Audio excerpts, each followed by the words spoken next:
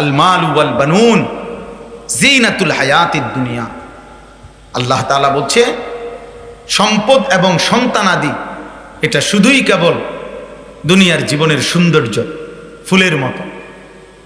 ফুল যত সুন্দর হয়েই ফুটুক না কেন, সন্ধ্যা হলে 8 ঘন্টা 10 ঘন্টা 20 ঘন্টা পরে ফুলের সৌন্দর্য বিবর্ণ হয়ে যায়, মলিন হয়ে যায়, শুকিয়ে যায়। আল্লাহ তাআলা বলে দুনিয়ার এই সবগুলো অর্জন শুকিয়ে যাবে, বিবর্ণ হয়ে যাবে, হারিয়ে যাবে। ওয়াল বাকিয়াতুস সালিহাত, তাহলে বাকি থাকবে কি? আল্লাহ বলেন বাকি থাকবে শুধুই আস-সালিহাত, সমস্ত নেক আমল। আপনি ভেবে দেখেন, ইনসাফের সাথে ভাবা উচিত। একজন মানুষ সুস্থ স্বাভাবিক মানুষ তার প্রতি পদক্ষেপেই ভাবে আমি এটা কেন করব, কেন করছি, কেন করতেছি এটা। তাহলে এটা জরুরি বিষয়, মুসলমান মাত্রই তার ভাবা উচিত। কারণ আমাদের প্রতিটা নিঃশ্বাস, প্রতিটা কদম, প্রতিটা সেকেন্ড হিসাব নেওয়া হয়। হাদিসের মধ্যে আছে, আল্লাহর নবী সাল্লাল্লাহু আলাইহি ওয়াসাল্লাম বলছেন, মা মিন ইমরিইন নাফাতা ইল্লা কুতিবা। প্রত্যেকটি মানুষ যে নিঃশ্বাস ফেলে সেটা লিখা হয়, ইম্মা ফি তাআতিন ওয়া ইম্মা ফি মাসিয়াতিন। কোন নিঃশ্বাস হয়তো নেকি হিসাবে লেখা হয়, কোন নিঃশ্বাস হয়তো গুনাহ হিসাবে লেখা হয়। তাহলে আমাদের প্রতিটা নিঃশ্বাসের হিসাব হয় নেক আমল হিসাবে ডান কাঁধে উঠে, নয়তো গুনাহ হিসাবে বাম কাঁধে উঠে। এই যে এখন আমরা যারা এখানে বসে আছি নেক কাজে, তা আমাদের প্রত্যেকটা নিঃশ্বাস ডান কাঁধে আমল নামার মধ্যে নেকি হিসাবে উঠতেছে। গানের আড্ডায়, জুয়ার আড্ডায়, মদের আড্ডায়, নারীর আড্ডায়, নেশার আড্ডায়, টেলিভিশন, নাটক, সিনেমার বেহুদা আড্ডায় যারা যে এখানে বসে আছে, যেখানে ওদের প্রত্যেকটা নিঃশ্বাস গুনাহ হিসাবে উঠতেছে, নাফরমানি হিসাবে উঠতেছে। এই জন্য একজন মুসলমানের এক বিন্দু আড়াল করবার সুযোগ নাই, হিসাব দিতে হবে। ওয়া আসিররু কাওলাকুম আবিজহারু বিহি ইন্নাহু আলিমুম বিদাতিস সুদূর। আস্তে বলো আর জোরে বলো আর অন্তরে লুকিয়ে রাখো। আল্লাহ বলেন আমি সব জানি, জোরেরটাও শুনি, আস্তেটাও শুনি, দিলেরটাও শুনি, সব আমি জানি। ইয়ালামু খাইনাতাল আয়ুনি ওয়া মা তুখফিস সুদূর। আল্লাহ তাআলা বলেন তুমি চোখের যে খেয়ানত, চোখ দিয়ে যত গুনাহ করছো আমি তাও জানি, অন্তরে যা গোপন রাখছো তাও জানি, সব আমি জানি। এমনকি তোমার অন্তরে সব আমি জানি। এই জন্য দোস্ত, আল্লাহকে ফাঁকি দেওয়ার কোনো সুযোগ নেই, জিন্দিগির 1 সেকেন্ড আড়াল করবার কোনো সুযোগ নেই। এবং প্রতি সেকেন্ডের, প্রতি পলকের, প্রতি মুহূর্তের হিসাব দিতে হবে।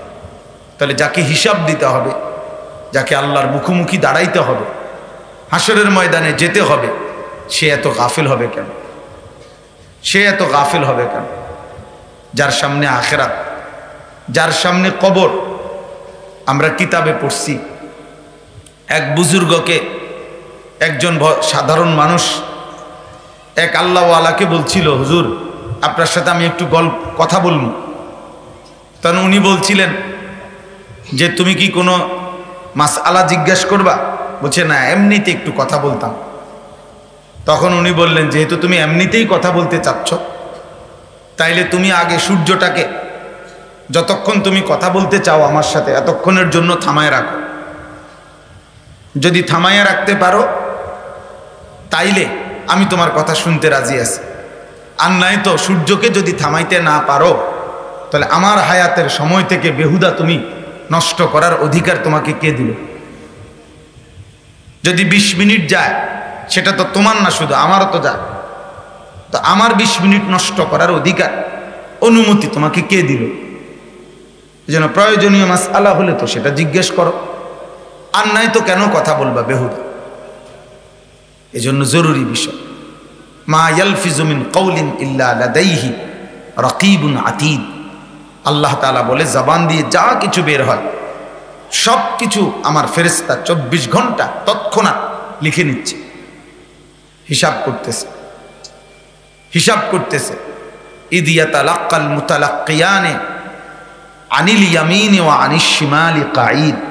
এই ছেলে, এই বেটা অপদার্থ বেটা, নিষেধ করছি না বেটা মোবাইল ধরতে না বেটা, সরো এখান থেকে বেটা। আবার ব্যাটকায় ব্যাককলের মতো বেটা।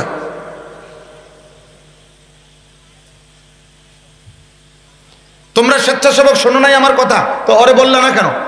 ও তো স্বেচ্ছাসেবকের কার্ড লাগানো। জিম্মাদার যদি গাফেল হয় তো পাবলিক কি করবে? তুমি দায়িত্বশীল না? নাই তো স্বেচ্ছাসেবকের কার্ড লাগাইলা কেন? জিন্দিগি ঠিক করতে হবে, ধরে ধরে ঠিক করতে হবে। সবাই মিলে আমরা ছেড়ে দিছেন আমাদের ছেলেদেরকে, সবাই ছেড়ে দিছেন মিয়া। ফুতে ফুতের মতো বড় হইতেছে, মেয়ে মেয়ের মতো বড় হইতেছে, বেডি বেডির মতো বড় হইতেছে জিন্দিগি।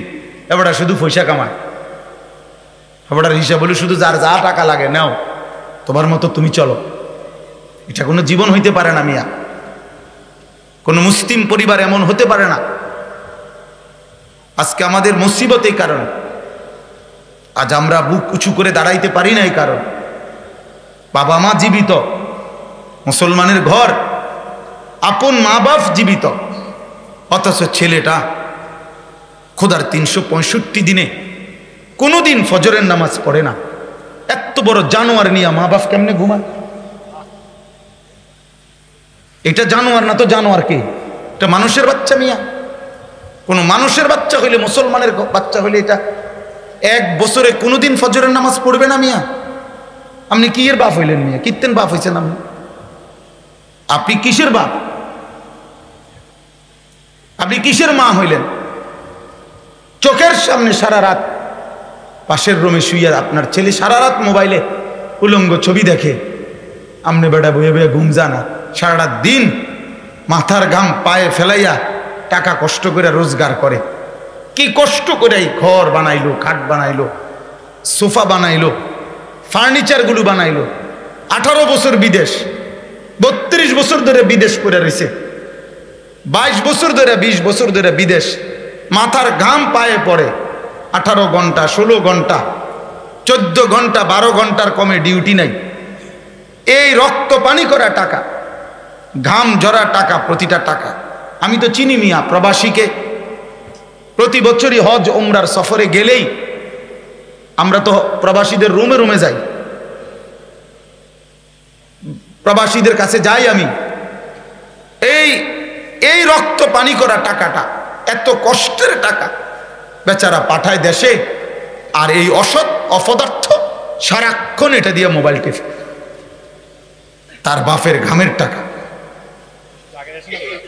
তার স্বামীর ঘামের টাকা, আর এই বেটি এই টাকাগুলো দিয়ে দিয়া বাজারে বাজারে ঘুরে, মার্কেটে মার্কেটে ঘুরে। আহা, তুমি যদি দেখতা তোমার বাবার কষ্ট, তুমি যদি দেখতা তোমার স্বামীর কষ্ট, তুমি যদি দেখতা কি পরিমাণ ঘাম। আরবের, সৌদি আরবেই মনে করেন কি পরিমাণ রৌদ্র, প্রখর রৌদ্রের মধ্যে বেচারা কষ্ট করে ঘাম ঝরে পড়ে।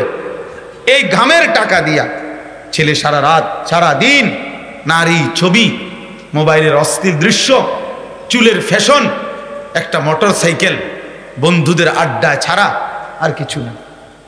কোথায় নামাজ, কোথায় আখেরাত, কিসের আল্লাহ? তাহলে আমি কার জন্য সংসার করলাম? আমি কি সংসার করলাম? এটা আমার সন্তান, স্ত্রী, পরিজন যদি অসৎ হয়, নাফরমান হয়, আল্লাহর অবাধ্য হয়, তা আমি মুসলমানের পরিবার, এটা কি? একটা সংসার মানে কি খাট? বলেন, একটা সংসার মানে কি সোফা? জীবনের উদ্দেশ্য মানে এই খাট পালং? সারা জীবনের উপার্জনের সার্থকতা এই? 60 বছর পরে আপনি মরে যাবেন এই খাট পালং বিল্ডিং থুইয়া, পরে 20 বছর পরে আইসা কবর থেকে এসে দেখবেন কিচ্ছু নাই, একটা ফার্নিচারও নাই। এগুলো ছেলে মেয়ে নাতি নাতনি পুরান হইয়া যাওয়ার কারণে ফেলে দিছে। এগুলো এখন আর চলে না, আমনের বানানোগুলা। এটা পরে দিয়ে আপনি কবর থেকে এসে দেখবেন এগুলো নাই, এই মডেল এখন আর চলে না। জিফুত নাতি নাতি নতুন মডেল নিয়ে আসছে, আগেরগুলো ফেলে দিছে, এর নাম দুনিয়া। আপন সন্তান আপনার সাজানো ঘর সামান ফেলে দিবে, ছুড়ে মারবে। আল মালু ওয়াল বানুন জিনাতুল হায়াতিদ দুনিয়া। আল্লাহ তাআলা বলছে সম্পদ এবং সন্তানাদি এটা শুধুই কেবল দুনিয়ার জীবনের সৌন্দর্য, ফুলের মতো। ফুল যত সুন্দর হয়েই ফুটুক না কেন, সন্ধ্যা হলে 8 ঘন্টা 10 ঘন্টা 20 ঘন্টা পরে ফুলের সৌন্দর্য বিবর্ণ হয়ে যায়, মলিন হয়ে যায়, শুকিয়ে যায়। আল্লাহ তাআলা বলে দুনিয়ার এই সবগুলো অর্জন শুকিয়ে যাবে, বিবর্ণ হয়ে যাবে, হারিয়ে যাবে। ওয়াল বাকিয়াতুস সালিহাত, তাহলে বাকি থাকবে কি? আল্লাহ বলেন বাকি থাকবে শুধুই আস-সালিহাত, সমস্ত নেক আমল। প্রতিটা সেজদা বাকি থাকবে, প্রতিটা রুকু বাকি থাকবে, প্রতিবার আল্লাহ নামের জিকির এটা বাকি থাকবে। সুবহানাল্লাহ, আলহামদুলিল্লাহ, আল্লাহু আকবার, লা ইলাহা ইল্লাল্লাহ, এগুলো বাকি থাকবে। দান সাদাকা এগুলো বাকি থাকবে। নবীজি সাল্লাল্লাহু আলাইহি ওয়াসাল্লাম বলছেন ইয়াকুলু ইবনু আদামা মালি ওয়া মালি। শুনেন, আমি খুব দ্রুত বলে যাচ্ছি, এই এক্ষুনি দেখবেন মুনাজাত দিয়ে এলাম। আল্লাহ তাআলা নবীজি সাল্লাল্লাহু আলাইহি ওয়াসাল্লাম বলেন প্রতিটা বনি আদম কেবল বলে আমার সম্পদ, আমার সম্পদ। মানুষের দেখে হুজুর এই 10 শতক আমার, বিল্ডিংটা আমার, এই ফার্নিচারগুলো আমার, এই দোকানটা আমার, আমার মাল, আমার মাল, আমার মাল। নবী সাল্লাল্লাহু আলাইহি ওয়াসাল্লাম বলেন ওয়াহাল্লাকা ইয়া ইবনা আদম মিন মালিক। আরে বনি আদম, কোথায় তোমার মাল? তোমার মাল কোথায়? এগুলো তোমার? তাহলে এগুলো যদি তোমারই হয়, তুমি যেদিন কবরে যাচ্ছ সেদিন এগুলো নিচ্ছ না কেন? এগুলো না বলে তোমার, তোমারগুলো রেখে যাচ্ছ কেন? তখন আল্লাহর নবী সাল্লাল্লাহু আলাইহি ওয়াসাল্লাম বলেন প্রতিটা মানুষ মনে রেখো তোমার কেবল 3টা জিনিস। মা আকালতা ফা আফনাইতা, যা তুমি নিজে সরাসরি খাইছো এটা তোমার। ওমা লাবিস্তা ফা আবলাইতা, যে জামা পোশাকগুলো তুমি নিজে গায়ে দিছো এগুলো তোমার। ওমা তাসাদ্দাকতা ফা আমদাইতা, আর যেগুলো তুমি দান সাদাকা আল্লাহর রাস্তায় খরচ করেছো, আখিরাতে পাঠাইছো, সেগুলোই কেবল তোমার। ওমা সিওয়া যালিকা, আর বাকি সব কিছু ফাজাহিবুন, এগুলো চলে যাবে তোমার থেকে। ওয়া তারিকুন ফিদ দুনিয়া, এবং দুনিয়ায় থেকে যাবে। এগুলো তোমার না, এগুলো তোমার না, এগুলো তোমার পরে নতুন উত্তরাধিকার। এবার আগে আসিল তোমার বাপের নামে, এখন 4 ফুটের নামে বন্টক নাম হয়ে গেছে, এখন 4 ফুটে। আমার জ্যাঠা কয়দিন আগে মারা গেছে, আজকে আমার বাড়ির থেকে ফোন দিছে। আমার জ্যাঠা তো ভাই 2 জন, জ্যাঠা তো বোন 4 জন, 6 জন। তো এখন তারা আমাদের পাশের বাড়িওয়ালাদের কাছে একটা জমি বেচছে। এখন জমি বেচতে গিয়ে দলিল দিতে হবে এই 6 জনে গিয়ে, অথচ একদিন দলিল দিতে হয়েছে কেনা আমার জ্যাঠা 1 জন। আজকে সেই জমিটাই দলিল দিতে হচ্ছে 4 জন, 6 জন, 4 বোন 2 ভাই। তো আমারে বলছে ভাই আমরা দলিল দিমু কালকে, তুমি যেহেতু আমগো বাড়ির আমগো স্বাস্থ্য ভাই হইলো, তুমি আমরা তোমারে মানি, বিশ্বাস করি, আমরা 6 জনে মিল্লা দলিল দিতেছি। ভবিষ্যতে ভাইয়েরা হে গো আপন বোনেরা বলতেছে আমগো আপন ভাইয়েরা যাতে আমগরে মনে রাখে, তোমারে সাক্ষী রাখলাম।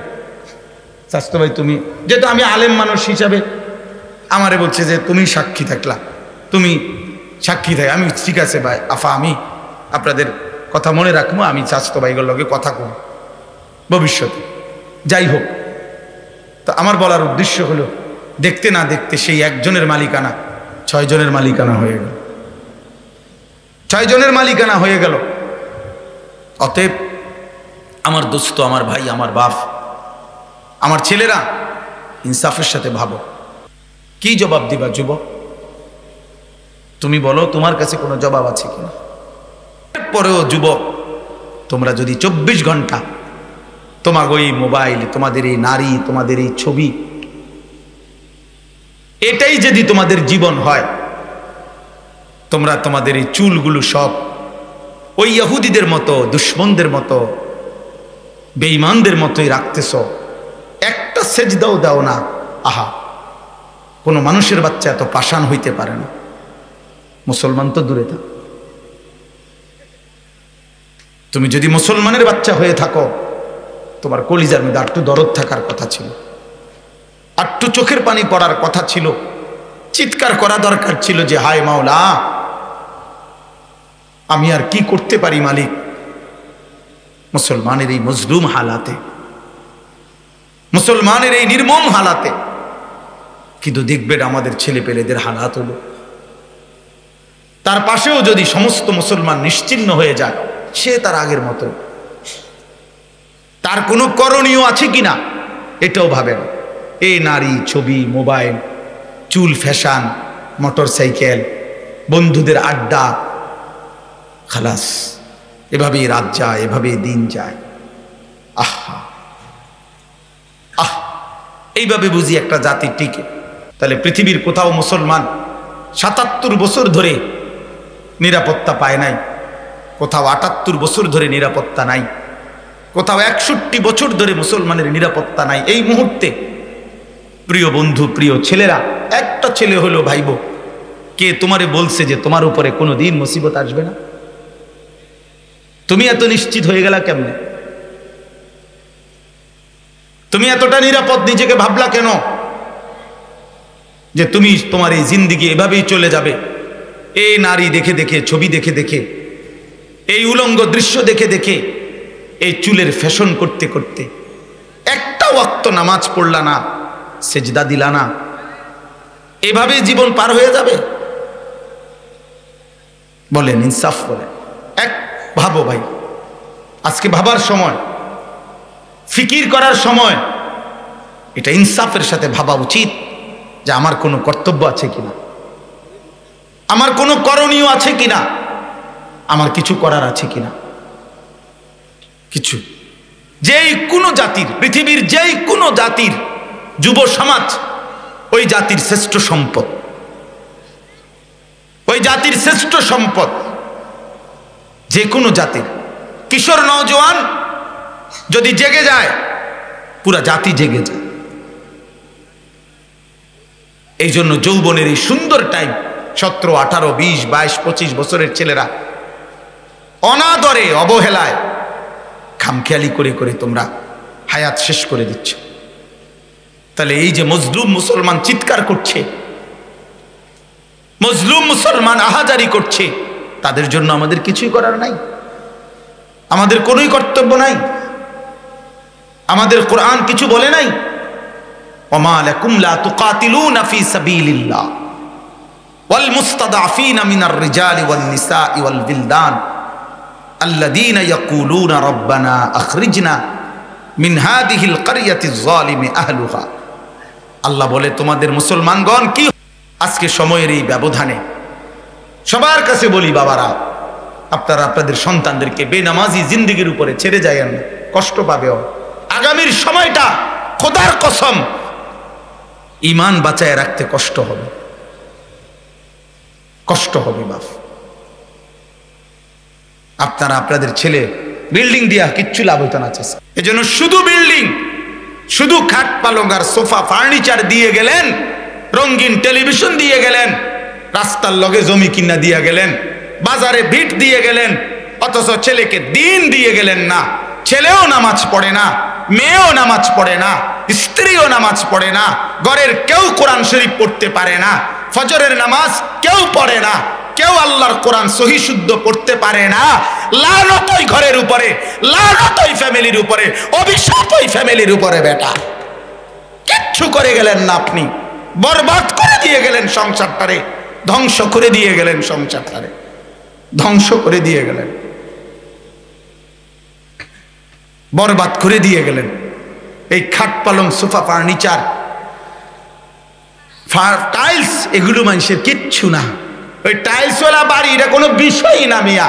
টাইলসে মানুষে মুতে, পেশাবখানার টাইলসে মানুষে মুতে। টাইলস কোনো আহামরি কিছু না, টাইলস মাটি দিয়া বানায়, টাইলস কোনো স্বর্ণ দিয়া বানায় না। খাট পালং কাঠ দিয়া বানায়, যে কাঠ লাকড়িও হয়, চুলায়ও জ্বালায়, এটা আহামরি কিচ্ছু না। সন্তানকে দিন দিয়ে যান। আগামীর সময়টা দাজ্জালের সময়, আগামীর সময়টা মাহাদির সময়। কেউ মাহাদির পক্ষে লড়বে, কেউ দাজ্জালের পক্ষে লড়বে। ইমানের প্রশ্ন, আগামীর সম্ভাবনা মনে রাখছেন। আগামীর সময় আর পৃথিবীতে ওই 2 দল 4 দলের যুদ্ধ না, আর আগামীর সময় ইমান আর কুফরের যুদ্ধ, মুসলমান আর বেঈমানের যুদ্ধ। যুদ্ধ পৃথিবীর অনিবার্য বাস্তবতা। যুদ্ধ পৃথিবীতে কোনোদিন বন্ধ হবে না, যুদ্ধ চলবেই। পৃথিবীর ইতিহাস সর্বযুগেই পৃথিবীতে দলে দলে, গোত্রে গোত্রে, গোষ্ঠীতে গোষ্ঠীতে, সম্প্রদায় সম্প্রদায়, দেশ দেশ, জাতি জাতি, রাষ্ট্র রাষ্ট্র যুদ্ধ চলছে। কথা বোঝেন নাই? এটা স্বাভাবিক কি প্রক্রিয়া। পৃথিবীতে যুদ্ধ চলবেই, কিন্তু আগামীর সময়ের যুদ্ধ ঈমান আর কুফরের যুদ্ধ। প্রতিবেশী, আমাদের প্রতিবেশী পায়ে ফাড়া দিয়া, জুতাত ফাড়া দিয়া মানুষে যেভাবে ঝগড়া করে, আমাদের প্রতিবেশী কিন্তু গায়ে পাড়া দিয়া ঝগড়া করতেছে। জানো না দোস্ত, জানো না? ভারতের শুধু একটি প্রদেশেই 170টার চাইতে বেশি মাদ্রাসা সিলগালা করে দেওয়া হয়েছে গত 1 সপ্তাহের ভিতরে। ওয়াকফ সম্পত্তি, মুসলমানদের লক্ষ লক্ষ সম্পত্তি, যেগুলো ওয়াকফ জমি, মানে মসজিদ মাদ্রাসায় যে মানুষের জমি ওয়াকফ করে, দান করে চিরতরে, এই ওয়াকফ সম্পত্তিগুলো মুসলমানদের গোটা ইন্ডিয়া থেকে দখল করে নেওয়ার জন্য পরিকল্পিত ওয়াকফ বিলের নামে ইন্ডিয়ার সরাসরি পার্লামেন্টে বিল পাস হয়েছে। বিল পাস হয়েছে প্রকাশ্যে দিবালোকে। ইন্ডিয়ায় মুসলিম নারীর মাথার বোরকা হিজাব খুলে ফেলে দিছে। রক্ত ঝরছে মুসলমানের। অতএব বাতাস শুরু হয়ে গেছে, ঝড় শুরু হয়ে গেছে। প্রতিবেশী প্রতিদিন ঝগড়ার প্রস্তুতি নিতেছে।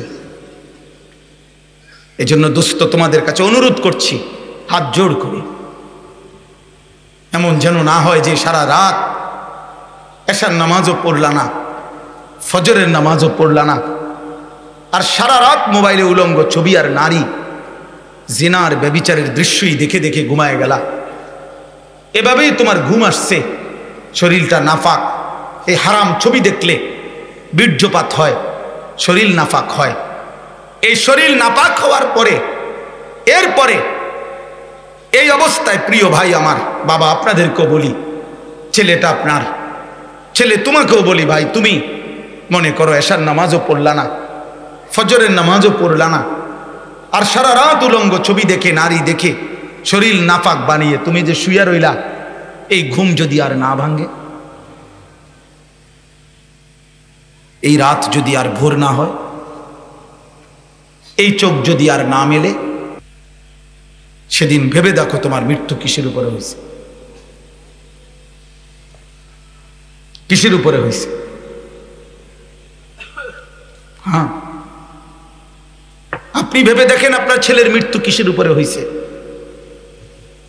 এই জন্য দয়া করে ভাবতে শিখেন, নিজের ঈমানের প্রমাণ দেন আপনি আসলে জবানে, দিলে এবং বাহ্যিক আমলে মুমিন কিনা, আপনি প্রমাণ করেন। আল্লাহ তাআলা মানুষকে 3টা ভাগ করছে। একটা ভাগ হলো মুমিন, একটা ভাগ হলো কাফের, একটা ভাগ হলো মুনাফিক। এই পৃথিবীর সমস্ত মানুষ 3 ভাগে বিভক্ত কোরআনের ভাষায়। 1 হলো মুমিন, 2 হলো কাফের, 3 হলো মুনাফিক। 3 হলো মুনাফিক। কোরআনুল কারীমের সূরা বাকারার 3টা আয়াত আমি পড়ছি, 8, 9, 10।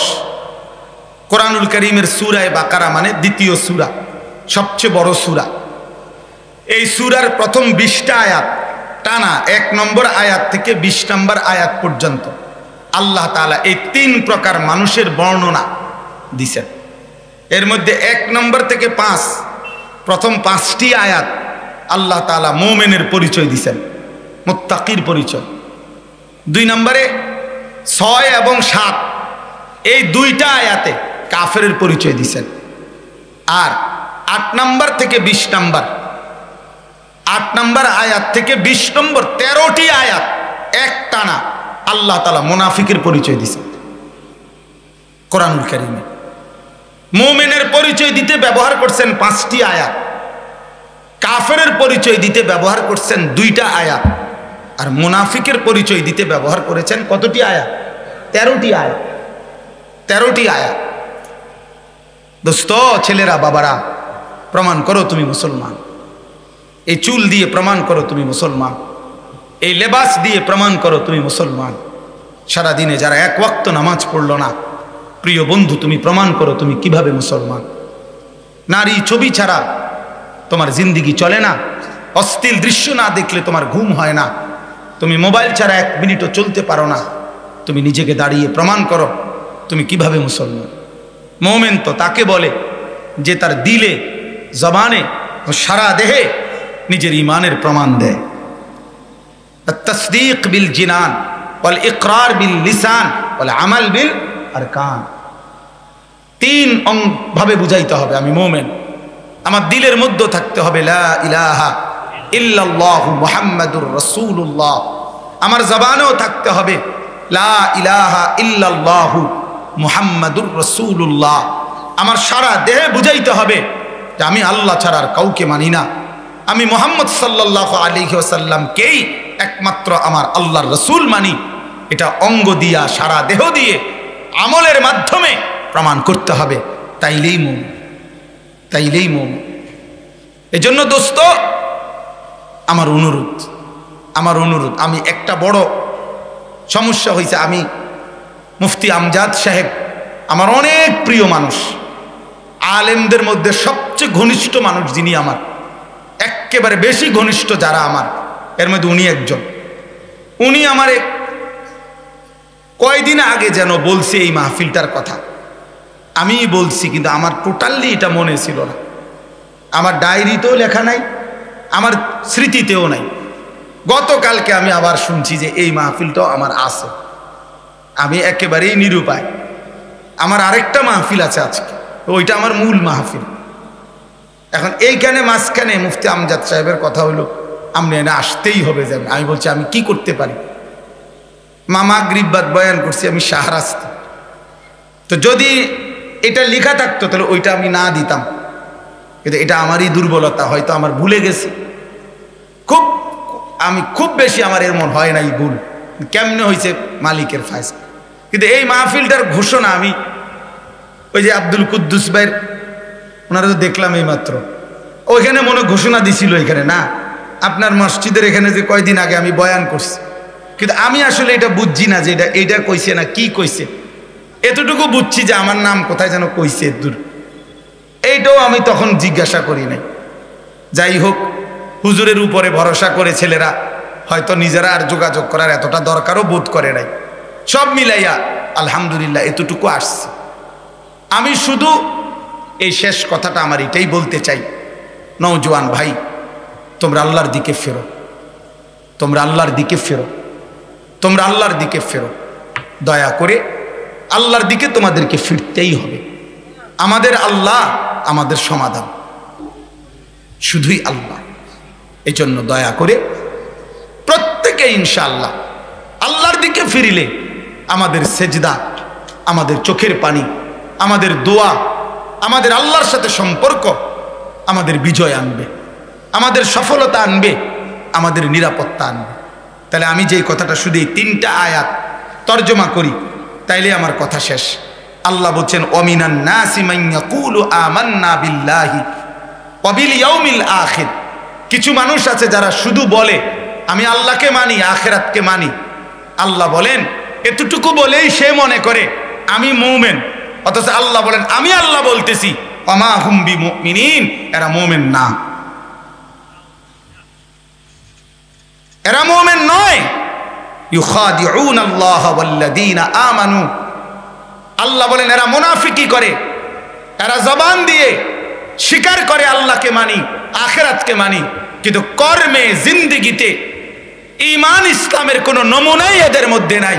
এরা নিজেকে খুব চালাক মনে করে আল্লাহকে ধোকা দিছি, কইছি আমনেরে মানি, মনে করে আমরা খালেস খাঁটি ইমানদারদেরকে ধোকা দিছি, আমরা তোমগুলোর লগেই আসি মুমিন হিসাবে।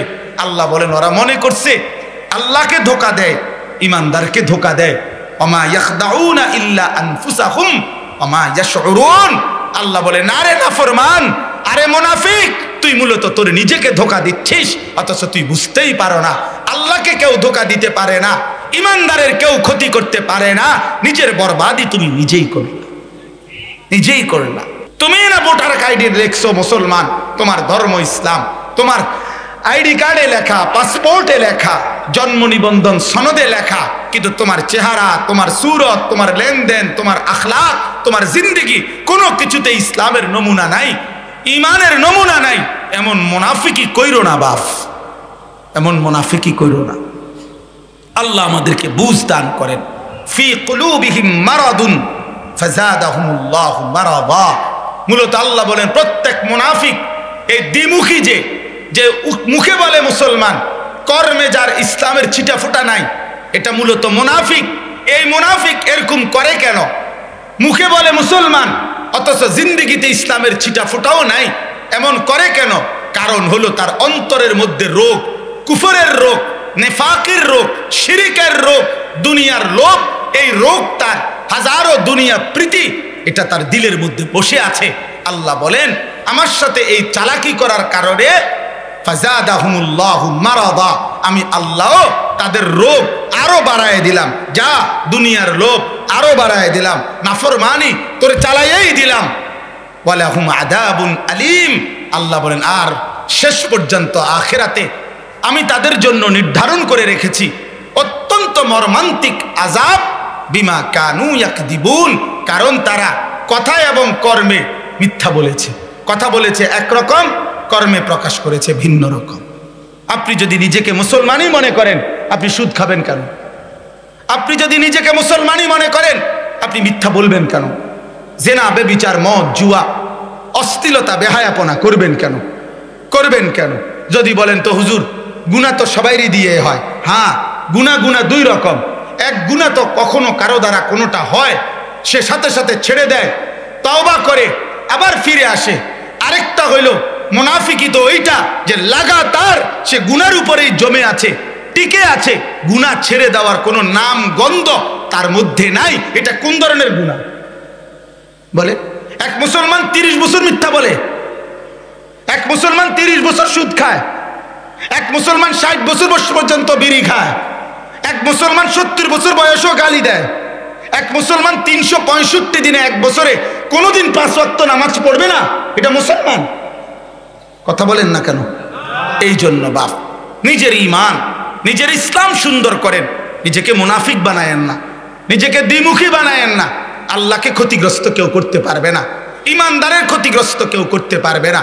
খোদার কসম, আল্লাহর ওয়াদা যে মুমিনের বিজয় হবেই, ইমানদারের বিজয় হবেই।